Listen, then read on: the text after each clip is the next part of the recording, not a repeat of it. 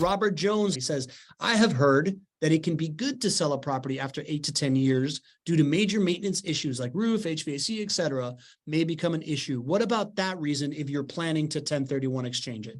Yeah, that's a common thing that people say, and I don't really buy into it, right? I think people discount the value and the additional return on investment that comes from all profit centers, right? If you take in totality all 5 profit centers and you total up how much more you're getting by holding on for the next 10 years versus the thought that you have that something else may break in your house over the next 2 years or 5 years or 10 years, you're going to find that you're going to win by holding on, because nobody knows when these things are going to break, right?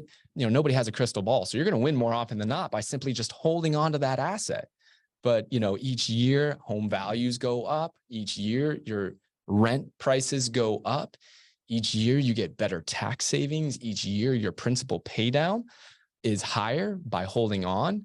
And each year your inflation hedging and your inflation profiting is better for you. So, I'm a little bit different than a lot of other folks out there, but I own a lot more properties than a lot of other folks out there too. So I think you buy and hold, and you know what? Maintenance costs are going to come and go, and they're going to be right in line with the historical estimations are over the long haul. So what I'm hearing in what you're saying there, GC, is like, yeah, okay, you might think that, all right, it's been 8 to 10 years. I haven't had an HVAC break. It's going to break somewhere between in the next 2 to 5 years.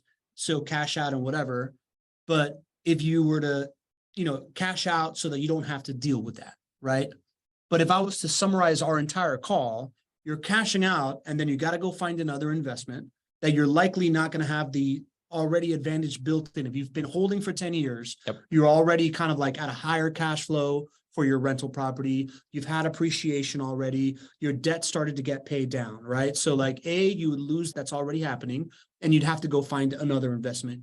B, everything that we talked about liquidating a rental property versus taking money out to do something, you can use that to pay for this repair, right? So the money wouldn't have to come out of your pocket, and you get to sit in the game for the next, let's say it happens in 2 or 5 years. You get to sit in the next 2 to 5 years of appreciation and tax benefits and debt pay down and the cash flow that you're getting to then refinance to pay for this thing the same way. It wouldn't have to come out of pocket. So you have options to pay for it if you don't want to take it out of pocket. Yes. So essentially it's it's an errant kind of philosophy.